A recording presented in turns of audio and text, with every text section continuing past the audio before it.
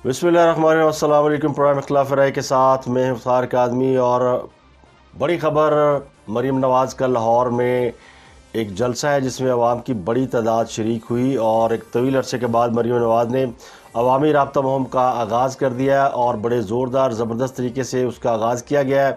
और पब्लिक का रिस्पॉन्स ये बताता है कि अवाम जो है वो इलेक्शन मोड में जाते हुए नज़र आते हैं। क्या मरीम की ये कंपेन इलेक्शन कंपेन है या फिर वो अवामी राब्ता मुहिम के ज़रिए मौजूदा हुकूमत को इंडेमिनिटी दिलाने के लिए निकली है? दूसरी बड़ी अहम ख़बर नवाज़ शरीफ के हवाले से गर्दिश कर रही है और वो ख़बर ये है कि नवाज़ शरीफ सऊदी अरब नहीं जा रहे। उन्हें डॉक्टरों ने सफ़र करने से मना कर दिया है। 28 तारीख को जा रहे हैं वज़ीर आज़म पाकिस्तान शहबाज शरीफ और उनके साथ तमाम इत्तेहादी जमातों के सरबराहान। ANP ने मना कर दिया। ANP उनके साथ नहीं जा रही और ANP कहते हैं कि हम सरकारी खर्च पे उमरा करने नहीं जा रहे, हालांकि ये सरकारी खर्च नहीं है। हुकूमत का क्लेम तो ये है कि ये तमाम लोग अपने ज़ाती खर्च पे जा रहे हैं, लेकिन ANP ये कहती है कि सरकारी उमरा है और हम सरकारी उमरा नहीं करते। क्यों ANP ने ये इलेक्शन लाइन ली है और क्या ANP जो है वो हुकूमत से अलग लाइन पे चल रही है, इस पर बात करेंगे। इसके अलावा कराची में जो खुदकुश धमाका हुआ, उस धमाके में पहली बार पाकिस्तान में किसी खातून ने खुदकुश हमला किया और वो खातून कौन थी, उसके वेयर अबाउट्स क्या थे और वो क्यों इसमें शामिल हुई और किस तंजीम से उसका ताल्लुक़ था, इस पर बहस हो रही है, इस पर बात हो रही है और इसको मुख्तलिफ एंगल से देखा समझा जा रहा है कि आखिर खातून ने चीनी एहलकारों को या चीनी बाशिंदों को निशाना क्यों बनाया। बिलावल भुट्टो आज खलफ उठा लेंगे, पाकिस्तान के वज़ीर ख़ारजा बन जाएंगे और अपने नाना की तरह, यानी पहली बार पाकिस्तान की तारीख़ में नाना और नवासा वज़ारत ख़ारजा के ओहदे पर फायज होंगे। पाकिस्तान की तारीख़ में पहली बार ऐसा होने जा रहा है। बड़ी दिलचस्प खबर है और वो ख़बर कई घंटों से सोशल मीडिया पर गर्दिश कर रही है। उसकी ना तस्दीक हो रही है ना तरदीद हो रही है, लेकिन ख़बर वो बड़े ज़ोरों से गर्दिश कर रही है। और ख़बर ये किसी अहम शख्सियत की बीवी ने उनसे हुला लेने के लिए लाहौर की एक आइली अदालत के अंदर दरख्वास्त दायर कर दी है, जिसके बाद ये तमाम कहानी जो है वो इशारा कर रही है साबिक़ वज़ीर इमरान खान और उनकी अहलिया की तरफ।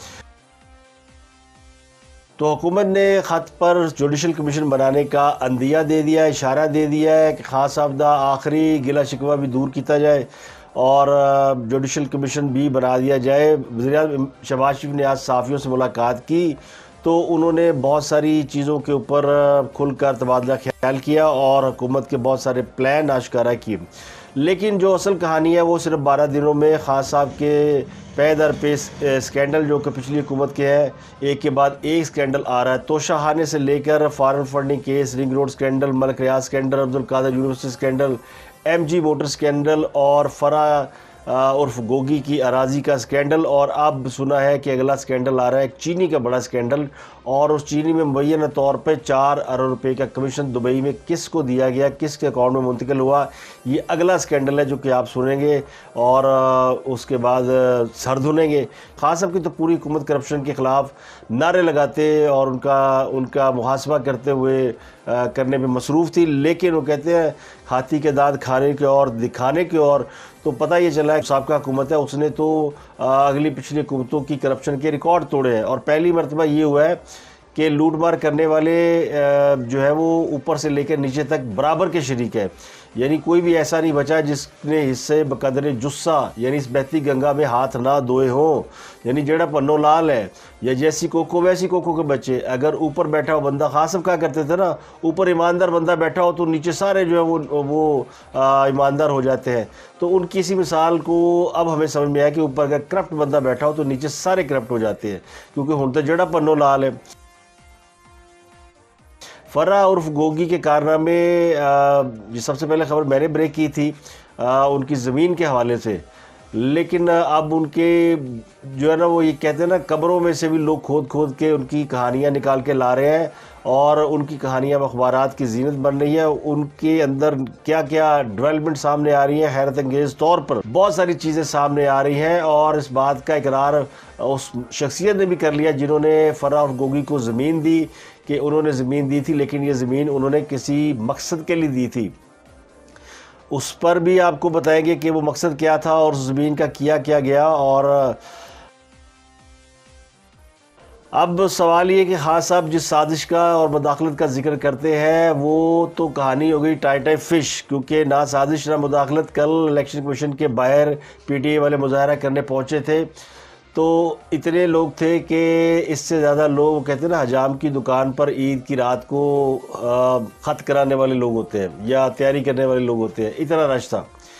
تو لگ یوں رہا ہے کہ آہستہ آہستہ تحریک انصاف کی وہ جو پاپولیرٹی گراف اچانک جو خان صاحب کو رسپانس آیا تھا اب اس کی حقیقت لوگوں پر کھلنا شروع ہو گئی ہے.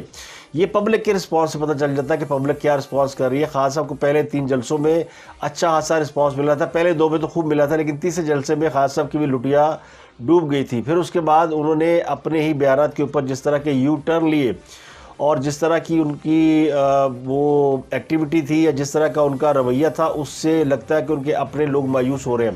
اس کے علاوہ فوج کے خلاف بیانیے میں جو شدت تھی اس میں کسی حد تک کمی آتی ہوئی نظر آ رہی ہے، اور لگتا یوں ہے کہ ایفرٹ جو اس سلسلے میں کی جا رہی ہیں وہ بارآور ثابت ہو رہی ہے.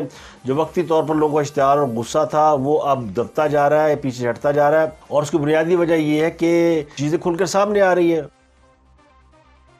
اور نظر آ رہا ہے کہ یہ جو سازش کا بیانیہ اختیار کیا گیا یہ محض ایک بیانیہ ہے. اور اگر خان صاحب کو واقعی امریکہ کے اوپر کوئی گلہ شکوہ ہوتا تو اب تک وہ امریکی سفارت خانے کے باہر احتجاج کر چکے ہوتے یا امریکہ کا جو یار ہے وہ غدار ہے کہ نعرے لگا چکے ہوتے. لیکن خان صاحب تو اپنے دوسرے جلسے میں لیٹ گئے تھے اور انہوں نے کہہ دیا کہ امریکہ سے میری کوئی دشمنی نہیں ہے. تو بیانیہ وہاں بھی زمین بوس ہو گیا اور پھر قومی سلامتی کمیٹی کے اجلاس میں جا کر بھی 2 بار وہ باؤنس ہوا. یعنی پنجابی میں سے کہتے ہیں کہ خان صاحب کو ادھر بھی تھپڑ پڑے، ادھر بھی چپیڑے پڑیں، یعنی کہ تمہارا بیانیہ غلط ہے. اب خان صاحب اس بیانیوں کو لے کر اب انہوں نے یہ یعنی ایک اور اعلان کر دیا ہے. ابھی تو انہوں نے کل اعلان کیا نا کہ وہ اسلام آباد میں دھرنا دیں گے. اب وہ یہ کہہ رہے جی میں عوامی رابطہ مہم چلا رہا ہوں اور میں شہر شہر جاؤں گا اور یعنی گاؤں گاؤں جاؤں گا. تو بنیادی طور پر وہ اپنی الیکشن کمپین جو ہے اس کو رن کر رہے ہیں. تو کوئی اعتراض نہیں، کوئی جماعت 1 سال پہلے الیکشن کمپین رن کرنا شروع کر دیتی ہے، کوئی عین موقع پہ کرتی ہے. لیکن یہ بات حقیقت ہے، روز روشن کی طرح عیاں ہو چکی ہے کہ پی ٹی آئی اس جعلی خط کے پیچھے چھپ گئی. یعنی پاکستان کا بیڑا غرق ہو گیا، ڈالر جو ہے وہ بلند سطح پر چلا گیا، گورننس نام کی نہیں تھی اور اشیاء ضروری وہ بہت مہنگی ہوئی. پھر اس کے بعد LNG رنگ روڈ اسکینڈل کی لمبی فہرست ہے. تو اسکینڈل نے تو خاص کی مت مار دی اور وہ جو صادق امین تھے ان کے تو حوالے سے اب کوئی بات رہی نہیں گئی نا کہ لوگ کہے جی کہ وہ یعنی سمندر میں رہ کے اگر یہ کہے کہ میں خشک نکلا ہوں تو پھر وہ ولی اللہ ہی ہو سکتا ہے. تو خان صاحب ولی اللہ تو ہے نہیں.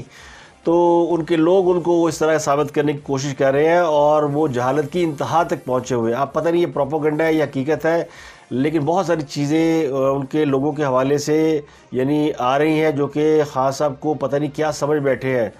لیڈر سمجھنا یا مسیحا سمجھنا کوئی بری بات نہیں ہے، لیکن اس سے اوپر کا درجہ دینا یہ پھر جہالت کے زمرے میں آ جاتا ہے. کہ آپ کو نظر آ رہا ہے کہ جس شخص نے پاکستان کی معاشی حالت تباہ کر دی اور پاکستان کے لوگوں کو 8 آنسو بلکہ خون کے آنسو رونے پہ مجبور کر دیا، اس شخص کے بارے میں ابھی بھی یہ گمان ہے کہ وہ پاکستان کی تقدیر بدلنے آیا تھا اور ایبسلیوٹلی ناٹ کہہ کے اس نے پاکستان کو خودداری اور پاکستان کی عزت و وقار دنیا میں بڑھا دیے. تو یہ جتنا زبانی جمع خرچ خان صاحب کر سکتے تھے وہ کر رہے ہیں، اور پہلے بھی کر چکے تھے، وہ اب بھی کر رہے ہیں. ان کو یہ نظر آ رہا ہے کہ ان کا دباؤ جو ہے وہ آہستہ آہستہ ان کی حالات کے اوپر گرپ لوز ہو رہی ہے. ہو سکتا ہے رمضان کے مہینے کے بعد وہ اپنی ایکٹیویٹی کو تیز کرے اور دوبارہ اٹیک کرے. ابھی تو الیکشن کمیشن کے اوپر چڑھے ہوئے ہیں اور الیکشن کمیشن کے اوپر اٹیک وہ اس لیے کر رہے ہیں کہ الیکشن کمیشن کے ہاتھ میں ان کی سیاسی زندگی کا فیصلہ ہونا ہے. تو وہ اس کو ان کے خلاف انہوں نے کل احتجاج کی کال دی ہوئی تھی. تو ملک بھر میں جہاں جہاں الیکشن کمیشن کے دفاتر ہیں وہاں پہ چند لوگوں نے باہر کھڑے ہو کر نعرے شعرے لگائے. ایک جگہ شیر رشید بھی بڑے زور سے نعرے لگا رہے تھے اور اچھل کر نعرے لگا رہے تھے. وہ لوگ جو کہ فوج کے نام پہ فوج کے نام نہاد ترجمان بن کر حکومتوں کے اندر وائٹل رول پلے کیا کرتے تھے یا سیاسی جماعتوں میں بڑے بڑے عہدے لے لیا کرتے تھے. یعنی ایک سیٹ کے ساتھ وہ خان صاحب کے اتحادی بنے اور اس کے ساتھ انہوں نے کئی وزارتیں بھی انجوائے کی اور اب بھی وہ یعنی تحریک انصاف کے اندر ایک مرکزی رہنما کے طور پہ پائے جاتے ہیں. تو اینو کے اندر ایک کاریگری تو شیر رشید کاریگر آدمی ہے، اور اب بھی وہ جس طرح اچھل اچھل کر وہ باتیں کرتے ہیں نا، تو وہ نظر آ جاتا ہے جنگل میں جب شیر تقریر کر رہا ہوتا ہے، جو سب سے زیادہ اچھل کے نعرے لگاتا ہے وہ چوہا ہے۔ تو اسی قسم کی کہانی نظر آتی ہے۔ ان کے نعروں کی اب 2 ٹکے کی ویلیو نہیں رہ گئی، اور ان کے عہدے پر یعنی وزارت داخلہ کے عہدے پر جو آئے ہیں رانا ثناء اللہ، وہ ان سے زیادہ یعنی ایکٹیو نظر آتے ہیں اور دبنگ نظر آتے ہیں، اور فضول باتیں بھی نہیں کرتے جس طرح کی باتیں شیخ رشید کرتے تھے۔ تو مریم نواز نے میلہ لوٹ لیا، اور انہوں نے لاہور کے ایک یعنی علاقے میں ایک حلقے میں جہاں سے شیخ روحیل اصغر MN ہے، وہاں انہوں نے جا کر خطاب کیا حمزہ شہباز نے اور مریم نواز نے، اور اچھا خاصا وہاں پہ لوگوں نے انہیں رسپانس دیا۔ کافی لوگ موجود تھے، اور لگتا یوں ہے کہ بلاخر مسلم لیگ نون نے یہ فیصلہ کر لیا کہ خان صاحب کے جلسوں کا جواب اب جلسوں سے دینا ہے۔ یہ وہ اس طرح کا جلسہ نہیں تھا جس طرح خان صاحب نے کال کر کے پورے پاکستان سے لوگ بلائے تھے کہ وہاں پہنچے۔ یہ صرف اسی حلقے کے لوگ تھے۔ تو اس میں مریم نواز نے جو خطابات میں باتیں کی، وہ باتیں بڑی زبردست ہیں، اور انہوں نے خان صاحب کو چیلنج کیا کہ وہ 1 منٹ میں اپنی حکومت کی کارکردگی بتائیں۔ ان کے پاس کارکردگی بتانے کے لیے کچھ ہوگا نہ، وہ کارکردگی بات کریں۔ خان صاحب کو کارکردگی تو بتانا ہی نہیں ہے نا، اگر وہ کارکردگی بتائیں گے تو پھنس جائیں گے۔ تو اب خان صاحب پھنسے ہوئے ہیں، اور آہستہ آہستہ جو ہے وہ دھنستے جا رہے ہیں، اور ان کو نظر آ رہا ہے کہ وہ اب جتنا بھی زور لگا لیں اس پوزیشن میں واپس نہیں آ سکتے۔ تو مریم نواز نے اس جلسے میں یہ بھی کہا کہ یہ نوسر بیاض کہتا تھا کہ نواز شریف کی سیاست ختم ہو گئی ہے، نواز شریف کی حکومت ختم ہو گئی ہے، اب رو رہا ہے لندن بیٹھا ہوا، نواز شریف نے میری حکومت ختم کر دی۔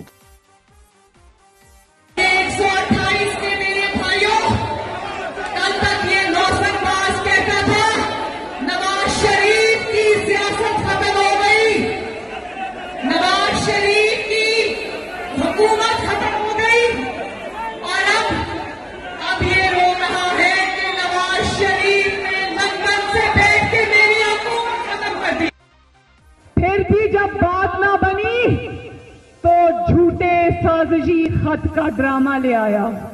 وہاں پر ایک میرا بچہ کھڑا تھا جس نے یہ دیکھو، مجھے عوام کو کچھ بتانے کی ضرورت نہیں، اس پہ لکھا ہوا ہے نمبر پورے نہ ہو تو سازش ہوتی ہے۔ ہر پاسے شور لے نہ تسی گھبرایا کرو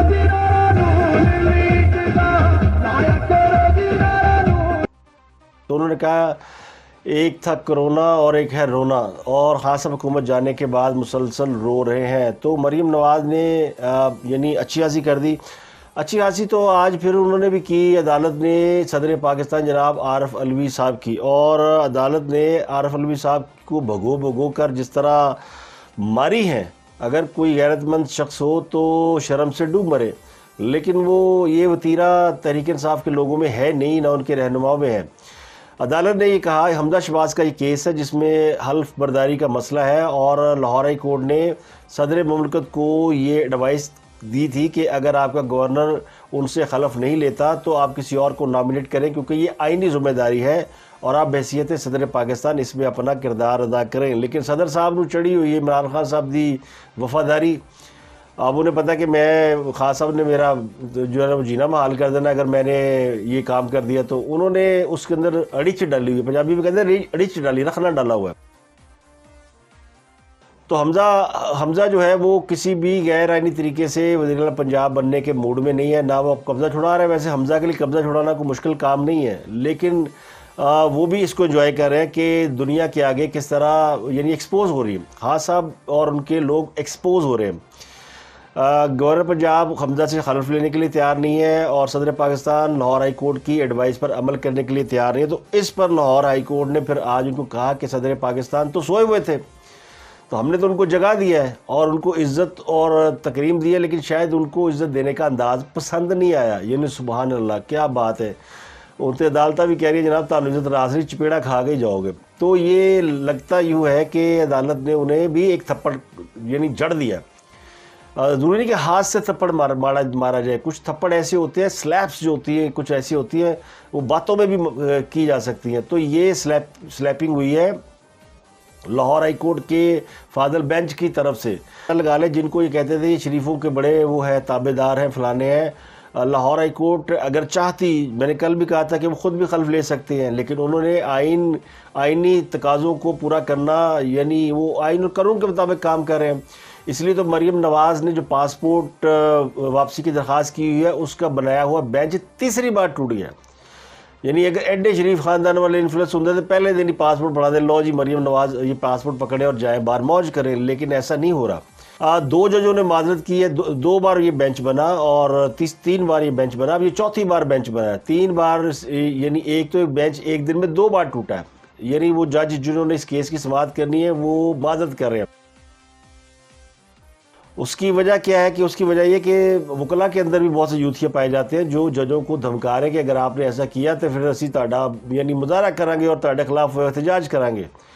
مریم کو پاسپورٹ نہیں جاری ہونے دینا۔ اچھا مریم نے پتہ نہیں انہوں نے کیڑی ماں ماری ہے۔ مریم پاکستان کی وہ لیڈر ہے جو کہ ایمرجنگ لیڈر ہے، اور یہ اگر الیکشن اپنے طریقے سے ہوتے، حکومت تبدیل نہ ہوتی اور اپنے وقت پہ الیکشن ہوتے تو پھر پرائم منسٹر کی کینڈیڈیٹ مریم نواز ہو سکتی تھی، لیکن وہ ایک ایسی لیڈر جس کا سب کچھ ہی پاکستان ہے، اس نے باہر جا کے کیا کرنا ہے سوائے اپنے والد کو ملنے کے، یا اپنی سعودی عرب میں وہ جانا چاہ رہی تھی رمضان کی وجہ سے، تو انہوں نے واپس آ جانا ہے۔ تو پاسپورٹ ان کا اصولی طور پہ واپس کر دینا چاہیے، اور امید ہے کہ عدالت ان کا پاسپورٹ ان کو دے دے گی تاکہ وہ ہو کر آ جائیں۔ جس کو پاکستان کے عوام اتنی محبت کرے، اتنی پذیرا دے، ان کو باہر سے کیا دلچسپی ہو سکتی ہے؟ ان کو واپس آنا ہی آنا ہے، لیکن ایسا نہیں کہ دنیا سے اب کٹ کے رہتے ہیں تو باہر جانا بھی پڑتا ہے۔ تو اب وہ چوتھی دفعہ بینچ بنا ہے اور وہ فیصلہ کرے گا کہ ان کو پاسپورٹ دینا کہ نہیں دینا۔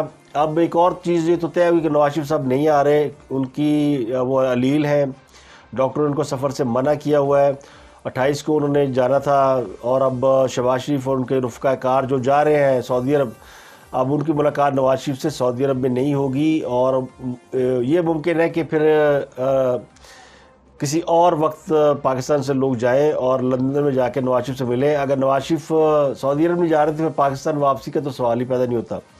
تو اس کا مطلب ہے عید یا عید کے بعد تک تو نواز شریف کی واپسی جو ہے وہ مؤخر ہو گئی ہے، اور کہنے والے کہتے ہیں کہ نواز شریف کی صحت بظاہر لگتی ہے کہ وہ فٹ ہیں، لیکن ان کو فضائی سفر منع ہے، اس لیے وہ لندن سے باہر بھی کہیں نہیں جاتے، سوائے اپنے دفتر اور گھر کے علاوہ وہ بہت کم باہر نکل۔ شہباز شریف کہا جی کہ وہ عام فلائٹ سے سعودی عرب جائیں گے، اور وہ اپنے کچھ خاندان کے لوگوں اور اتحادی جماعتوں کے سربراہان کے ہمراہ جائیں گے، پرائیویٹ طیارے پہ نہیں جائیں گے بلکہ عام ایئر لائن پہ جائیں گے۔ ویسے اس کے لیے تو خان صاحب کی جو چاہے اسے کہہ دیں نام نہادی حکومت تھی، لیکن ٹرینڈ تو سیٹ ہو گیا نا کہ اب لوگوں کو شعور اتنا تو ہے کہ اگر وہ لوگ سرکاری خرچ پہ حج پہ جاتے ہیں یا عمرے پہ جاتے ہیں تو پھڑے جاندے رہے، کیونکہ سوشل میڈیا بڑا وائبرنٹ ہو گیا۔ اگر شہباز شریف بھی سرکاری خرچ پہ اتنا لاؤ لشکر لے کے جائیں گے تو ان کی بھی بینڈ بجے گی، تو اس لیے وہ سمجھدار آدمی ہے، نہ وہ چارٹرڈ طیارے پہ جائیں گے، نہ وہ سرکاری خرچ پہ لے کے جائیں گے۔ تو سب کو کہا گیا جی اپنی اپنی ٹکٹیں لے لیں، اور بوئنگ 777 یہ طیارہ ہے جس کے اوپر جا رہے ہیں، اور طریقے انصاف والے یعنی نانی فوت ہو گئی نا، اب انہوں نے اس کے اوپر بینڈ بجانی تھی تو وہ نہیں بجا سکتے، اب وہ انتظار میں بیٹھے ہیں کہ پیٹرول کی قیمتیں بڑھے تو ہم نون لیگ کی بینڈ بجائیں، یا پھر شہباز شریف صاحب کوئی ایسی غلطی کرے کہ جس پہ ہم ان کو پکڑ لیں۔ شہباز شریف نے ایک غلطی وزیر اعظم بننے سے پہلے کر دی تھی، وہ جو کہا تھا بیگر ناٹ چوزر، وہ بھی انہوں نے چولی ماری تھی، نہیں ان کو کہنا چاہیے تھا، حالانکہ سمجھدار آدمی ہے، ان کا کہنے کا مقصد کچھ اور تھا، لیکن ان کی بات پکڑ لی گئی، اور اب وہ بات جو ہے وہ تحریک انصاف یعنی اہل یوتھ کے دل کو لگی ہوئی ہے۔ وہ کہتے ہیں ہم بیگر نہیں ہیں، ہم بھکاری نہیں ہیں، وہ ان کے لیے نہیں کہا گیا تھا، ہمیں پتہ آپ بھکاری نہیں، آپ امیر لوگ ہیں، اور بھکاری تو وہ غریب لوگ ہیں جو بیچارے آپ دیکھیں جن کے گھروں میں فاقے ہیں، جو 3 کی بجائے اب 2 وقت یا ایک وقت کی روٹی کھا گزارا کرتے ہیں، اور جن کی دسترس سے کھانے پینے کی اشیاء باہر ہوئی ہیں، وہ غریب ہیں۔ تو ٹاک آف دی ٹاؤن جو ہے اس کو top of the line story, اس پہ آ جاتے ہیں۔ 2 سٹوریاں ہیں، ایک تو کراچی میں جو دھماکہ ہوا اس میں جو خاتون جس نے یہ دھماکہ کیا، اس دھماکے میں 3 چینی جاں بحق ہوئے ہیں اور ایک پاکستانی ڈرائیور، 4 لوگ اس میں جو یعنی جس دنیا سے چلے گئے. اور رمضان المبارک کے مہینے میں تو کہتے ہیں کہ ناحق جو موت ہوتی ہے، یعنی کسی کو ناحق قتل کرنا جو ہے وہ پھر وہ شہداء میں شمار ہوتا ہے. تو اللہ تعالیٰ سب کی مغفرت کرے، وہ جو بھی تھے یا جو بھی ہے، لیکن یہ پاکستان کے لیے بدنامی کا باعث ہے. اب اس میں جس خاتون نے خود کش حملہ کیا اس کے بارے میں بہت زیادہ سوال اٹھ رہے ہیں، اور وہ بھی ٹاک آف دی ٹاؤن ہے. وہ خاتون MSc zoology M Phil education کرنے والی شادی شدہ خاتون، 2 بچوں کی ماں، اس نے خود کچھ دھماکہ کیا. وہ اس حد تک کیسے گئی؟ اور پاکستان کے اندر یہ سوال بڑا، ویسے تو انتہا پسندوں کے اندر پڑھے لکھوں کا ہونا کوئی نئی بات نہیں رہی. داعش میں بڑے پڑھے لکھے لوگ ہیں، آپ نے دیکھا یونیورسٹیوں کے اندر سے لوگ پکڑے جاتے تھے. پھر اور 9/11 کرنے والے سارے انجینئرز اور پڑھے لکھے لوگ تھے. تو پڑھے لکھے لوگوں کی جدی مت ماری جائے. اب وہ پتہ نہیں اس کا کوئی وہ ان کے کوئی فیملی میں کوئی مسنگ پرسن، وہ بلوچ خاتون تھی. پہلی بات یہ بولے بلوچ خاتون تھی، اس کا تعلق مجید بریگیڈ سے تھا. لیکن اتنا پڑھ لکھ کے بھی جو کچھ اس نے کیا، اس کی ڈگریاں تو کسی کام اس کے نہیں آئی. اب پاکستانی عوام کو یہ جاننا ہے کہ آخر بلوچ علیحدگی پسند چاہتے کیا. اچھی بات ہے کہ جو موجودہ حکومت ہے اس کے اندر بلوچ نیشنل بھی شامل ہے، تو اس مسئلے کو ایڈریس کیا جا سکتا ہے. آخر یہ جو بلوچ نوجوان ہیں ان کے ساتھ ہم مذاکرات کیوں نہیں کر رہے، اور کیا ان کے مسائل ہیں؟ ہم نے طالبان کے ساتھ بھی مذاکرات پہ آمادگی ظاہر کی. ہم نے اور جو طاقتیں تھیں جن کو ہم لے آئے اپنے اس کے اوپر مذاکرات کی ٹیبل کے اوپر، جن کو ہم پچھلے دور حکومت چور بھی کہتے تھے، غدار کہتے تھے، محسن داوڑ یا منظور پشتین یا اس طرح کے لوگ اب وہ بیٹھے ہوئے ہیں. تو اب یہ جو بلوچ عسکریت پسند ہے ان کے ساتھ بات کیوں نہیں ہو رہی، اور بلوچستان میں اتنا زیادہ پینک کیوں ہے؟ دہشت گردی کی مرتبہ پھر سے عروج پر ہے، علماء کرام کی بھی شہادتیں ہو رہی ہے، اور دوسری طرف بلوچ دہشت گرد بھی یعنی ہے. تو یہ مجید بریگیڈ کی خاتون تھی. کہا جاتا ہے کہ اس نے یعنی خود کو بم سے اڑایا یا خود کچھ جیکٹ پہنی ہوئی تھی. تو یہ مجید بریگیڈ اور اس کے فدائین، ان کا نام پہلی بار اس وقت آیا تھا جب کوئٹہ میں یہ 2011 دسمبر 2011 میں سردیوں کی ایک شام کو ارباب کرم خان روڈ پر ایک کار ایک گھر کے باہر آ کر رکی اور اس میں ایک دھماکہ ہوا. یہ گھر سابق وفاقی وزیر نصیر مینگل کے بیٹے شفیق مینگل کا تھا. اس حملے میں شفیق مینگل تو بچ گئے لیکن 10 محافظ ان کے مارے گئے اور 23 زخمی ہوئے. اس کی ذمہ داری کالعدم بلوچ لبریشن آرمی نے قبول کی، اور اس میں کہا گیا کہ اس میں مجید بریگیڈ کے ایک فدائی نوجوان درویش نے حملہ کیا تھا. اس کے بعد یہ کوئی یعنی 7-8 سال تک ان کا کوئی ذکر نہیں ہوا، اور پھر یعنی ایک واقعہ 7 سال بعد پیش آیا اگست 2018 میں، جہاں بلوچستان کے سونے اور تانبے کے ذخائر والے علاقے چاغی کے صدر مقام دال بدین میں ایک ٹرک سامنے سے آنے والی بس جس میں چینی انجینئر سوار تھے اس سے ٹکرا گئی. تو اس میں 3 چینی انجینئر جاں بحق ہوئے تھے اور 5 زخمی ہوئے تھے، نہیں بلکہ شاید سارے زخمی ہوئے تھے، اس میں کیجویلٹی کوئی نہیں ہوئی تھی. تو اس کی ذمہ داری بھی مجید بریگیڈ نے قبول کی تھی. اس کا جو بتایا گیا جی، اس کا جو سربراہ ہے مجید بریگیڈ کا استاد اسلم عرف اچھو کا بیٹا ہے. نومبر 2018 میں کراچی کے ایک علاقے میں جہاں چینی سفارت خانہ تھا وہاں پہ حملہ کیا گیا. اس میں 4 حملہ آور مارے گئے اور اس کی ذمہ داری بھی مجید بریگیڈ نے قبول کی. تو مجید بریگیڈ جو ہے وہ ایکچولی اس کے تمام ٹارگٹ اگر آپ دیکھیں تو چینی شہری یا چینی باشندے یا چینی انجینئر پاکستان میں کام کرنے والے چینی لوگ ہیں. 2019 میں اسی گروپ نے چین پاکستان اقتصادی راہداری کے مرکز یعنی گوادر سی پیک کا جو مرکز تھا اس کے PC ہوٹل پر حملہ کیا تھا، جس میں 5 افراد یعنی ہلاک ہوئے تھے، 3 حملہ پر مارے گئے تھے. یہ بھی جون 2012 میں کراچی اسٹاک ایکسچینج پر حملہ ہوا جہاں 4 حملہ اور مارے گئے. اس کی ذمہ داری بھی مجید بریگیڈ نے قبول کی تھی. تو یہ بڑی بڑی وارداتیں مجید بریگیڈ کی نے یعنی جو فدائیان کا گروپ ہے اس نے کی. اس میں یہ پہلی بار انہوں نے خاتون خودکش حملہ آور کو استعمال کیا جس نے کراچی میں حملہ کر کے آج یعنی کل 4 لوگوں کو جو ہے وہ ہلاک کر دیا. اگلی سٹوری ہے فرح عرف گوگی کی، اور وہ ہے یعنی ان کے حوالے سے جو نئی چیزیں سامنے آ رہی ہیں. اس میں سابق وزیر عمران خان کی اہلیہ اور سابق خاتون اول بشرا بی بی کے دستے راس اور قریبی دوست فرح خان ان کے شوہر کا ایک اور سکینڈل جو سامنے آیا ہے، اس کے مطابق ان کے شوہر جو مسلم لیگ نون کے ایم پی اے رہے ہیں احسن اقبال جمیل، انہوں نے ایمنسٹی اسکیم سے یعنی فائدہ اٹھایا اور کروڑوں روپے کا کالا دھن سفید کیا، اور چند ہی مہینوں میں اس فیملی کے یعنی رشتہ داروں میں بہنوں بھائیوں سسر سارے مالدار ہو گئے، سب نے ایک دوسرے کو کروڑوں روپے جو ہے نا تحائف کے طور پر دیے۔ یعنی احسن جمیل گجر کا باپ جو کہ اقبال گجر ہے وہ مسلم لیگ نون کا ایم پی ہے، تو انہوں نے اپنے بیٹے کو تحفہ دیا، بڑی قیمتی اراضی، اور پھر بیٹے نے باپ کو تحفہ دیا، تو تحفوں میں ہی رقم جو ہے ایک دوسرے کو دی جاتی رہی۔ تو جو میڈیا پہ جو رپورٹ سب زیر گردش ہے کچھ اور، کیونکہ یہ خبر میں نے بریک کی تھی ڈاکومنٹس کے اوپر، اب لوگوں نے انویسٹیگیشن اس کے اوپر بہت زیادہ شروع کی ہوئی ہے، اور اس انویسٹیگیشن کے نتیجے میں بہت ساری رپورٹیں سامنے آ رہی ہیں جس کے مطابق ان کی جو وسائل یا اثاثے ہیں ان کی آمدنی سے مطابقت نہیں رکھتے۔ فرح کی جو بہن مسرت خواہ ہے، انہوں نے ان کے لاہور میں 15 پلاٹ نکلے ہیں، جن میں 2 کنال کے 3 ہاشی پلاٹ ڈی ایچ اے کے مختلف فیسز میں ہیں، اور یعنی اس طرح کی بہت ساری چیزیں ہیں۔ بیرون ملک اثاثے نہ ہونے کے باوجود ان کو 8 کروڑ 40 لاکھ روپے کا زر مبادلہ حاصل ہوا۔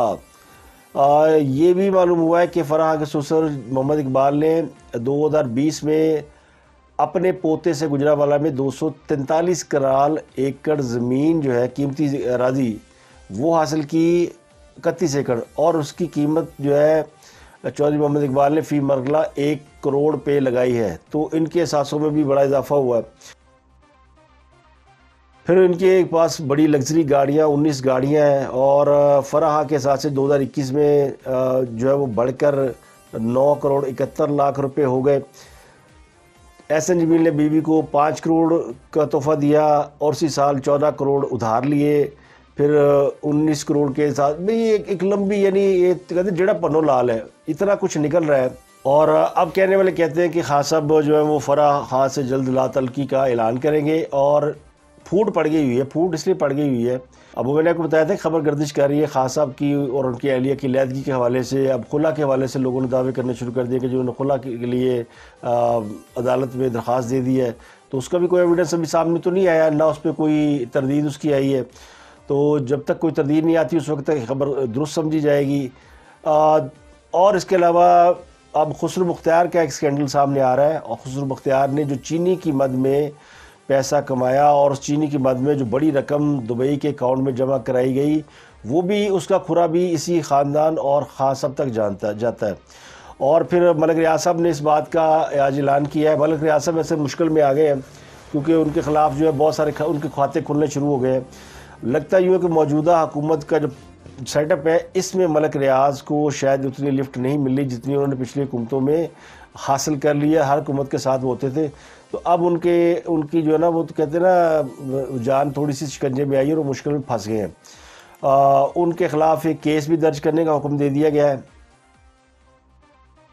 سپریم کورٹ کراچی رجسٹری میں ملک ریاض کے خلاف مقدمہ درج کرنے کی درخواست منظور ہوئی ہے، اور درخواست گزار نے کہا تھا کہ جی ملک ریاض نے 2018 میں اوپل پروجیکٹ شروع کیا تھا۔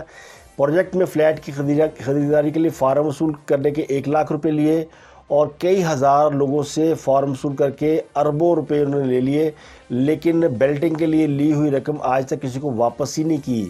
یعنی ملک ریاض صاحب کا جو طریقہ واردات ہے نا، وہ تو آپ کو پتہ ہی ہے نا، وہ کوئی پروجیکٹ اناؤنس کرتے ہیں، اس کے اوپر لوگوں سے فارم لیتے ہیں، اس فارم کی ایک فیس ہوتی ہے، اور پھر کہا جاتا ہے جی اس کی بیلٹنگ ہوگی، اور جن کے پلاٹ نکلیں گے وہ باقی کی رقم جمع کرائیں گے، اور ان کو پھر جو ہے پلاٹ مل جائیں گے، اور جنہوں نے باقی پیسے دیے ہوئے بیلٹنگ کے لیے ان کو واپس مل جائیں گے۔ لیکن جناب ایسا نہیں ہوا۔ 2013 سے جو انہوں نے مال لیا اس کا انہوں نے واپس نہیں کیا، تو اس پہ مقدمہ درج کرنے کا جو درخواست ہے وہ منظور کر لی گئی ہے۔ انہوں نے یہ کہا جی کہ میں نے یہ زمین جو ہے فلاحی کاموں کے لیے دی تھی، عبدالقادر یونیورسٹی کے لیے جو زمین دی تھی، جو کہ اس میں پہلے بشرا بیگم جو خان صاحب کی اہلیہ ہے ان کے نام اور باقی لوگوں کے نام شامل تھے، لیکن وہ زمین جو ہے وہ یونیورسٹی کے نام نہیں تھی، وہ زمین بشرا بی بی کے نام سنا ہے کہ دی گئی۔ اس کی میرے پاس ایویڈنس نہیں ہے، لیکن یہ رپورٹ موجود ہے۔ اور جو زمین لی ہے فرا بی بی نے، فرا عرف گوگی نے، اس زمین کے بارے میں بھی یہ کہا گیا جی کہ انہوں نے بھی فلاحی مقصد کے لیے لی تھی، لیکن فلاحی مقصد کے لینے کا مقصد، اگر فلاحی مقصد کے لیے زمین دی جائے تو ٹرسٹیز کے یا بورڈ کے نام ہوتی ہے، لیکن یہ زمین انڈیویجول کے نام ہے، یعنی ذاتی نام پہ حاصل کی گئی ہے. تو یہیں سے جو ہے ساری کہانی جو ہے نا وہ الٹ گئی ہے. تو یہ کہانیاں کھل کھل کے سامنے آ رہی ہیں. اور ملک ریاض کا ذکر کر رہا تھا اور نئے اسکینڈل کا ذکر کر رہا تھا. چینی اسکینڈل میں نام آ رہا ہے وہ خسرو بختیار صاحب کا، اس لیے خسرو بختیار صاحب جب سے باہر گئے واپس نہیں آئے. ان کے بارے میں کہا جاتا ہے جی کہ انہوں نے بھی یعنی چینی کے اندر بڑا مال کمایا اور اس کی 4 ارب روپے کے قریب جو کمیشن ہے وہ کسی اہم شخصیت کے بیرون ملک اکاؤنٹ میں جمع کرائی ہے. اور اس کا اسکینڈل بھی اس کے اوپر کام ہو رہا ہے اور یہ چند دنوں میں کھل جائے گا. اب وہ جو خان صاحب نے عبد القادر یونیورسٹی بنائی نا، جس کا نام رہونیت یونیورسٹی رکھا، یعنی اس کو بنائی گئی، وہ کچھ تقریباً 37 طلبہ اس کے اندر یعنی مشمل ایک کالج ہے، اور اس کے لیے 458 کنال زمین جو ہے، یعنی 37 بندیاں سے 458 کنال زمین ان کی پڑھائی کے لیے دی گئی. تو آخر میں آپ کو بتاتے ہیں وزیر شہباز شریف نے جو صحافیوں سے ملاقات کی اس میں 2-3 بڑی اہم باتیں انہوں نے کی. انہوں نے کہا جی نئے آرمی چیف کی تعیناتی قواعد و ضوابط کے مطابق کی جائے گی کیونکہ یہ تقرری آئین کا تقاضا ہے. یعنی سمجھ لیں کہ وہ شہباز شریف جو ہے نا وہ اس بات پہ قائم ہے کہ نیا آرمی چیف ہونا نہیں لانا ہے. تو آج انہوں نے بتا دیا کہ جناب ہم لائیں گے. پھر انہوں نے اس پہ فرا اور گوگی کی بھی کہا جی کہ یہ قانون اپنا راستہ خود بنائے گا اور حقائق جب سب سامنے آئیں گے، فوج کے خلاف کسی نے سازش کی تو اس کو چھوڑا نہیں جائے گا. پھر انہوں نے یہ بھی کہا جی کہ بیرونی مداخلت کا جو معاملہ تھا اس کے اوپر ہم یعنی جوڈیشل کمیشن بنانے پر غور کر سکتے ہیں. ویسے 2 اجلاسوں میں اس پر کچھ ثابت نہیں ہوا، کچھ نہیں نکلا. اور انہوں نے یہ بھی کہا جی کہ جو دھمکیوں والا یہ سب ماضی میں بھی دھمکیاں ملتی رہی ہیں، لیکن ایک اور ان سے پوچھا گیا جی کہ وہ بہت سابق حکومت جاتے جاتے بہت ساری فائلیں اٹھا کے لے گئے ہیں. تو انہوں نے کہا جی میرے علم میں نہیں ہے، لیکن اس کا ہم تحقیقات کرائیں گے اور پھر ہم ریفارمز کریں گے، اور ریفارمز جو ہے اس کے بعد ہی ہم جو ہے آگے بڑھیں گے. تو اس کا مطلب ہے کہ حکومت جو ہے وہ الیکشن ریفارم کے بغیر آگے نہیں بڑھے گی. انہوں نے یہ بھی کہا جی کہ پی ٹی آئی کے اراکین سے زبردستی سے لیے گئے ہیں، ان کی ہم تفتیش کریں گے، ان سے پوچھیں گے اور پھر اس کے بعد غور کریں گے. نیب کے بارے میں ان سے سوال پوچھا گیا جی نیب کا کیا مستقبل ہے. تو انہوں نے کہا جی نیب اپنا کام کرے، ابھی نیب کو ختم کرنے کے بارے میں ہم نے نہیں سوچا، ابھی ہمارے کرنے کے بڑے اور کام ہیں. تو آخری خبر آپ کو 2 خبریں دیتے ہوئے، سابق ڈی جی آئی ایف آئی بشیر میمن صاحب، ان کی انکوائری چل رہی تھی تو ان کو منی لانڈرنگ کیس میں عدالت سے چٹ مل گئی ہے. ایف آئی انہوں نے کلیئر کر دیا ہے اور انہوں نے کہا جی کہ ان کے خلاف ہمارا کوئی یعنی وہ نہیں ہے.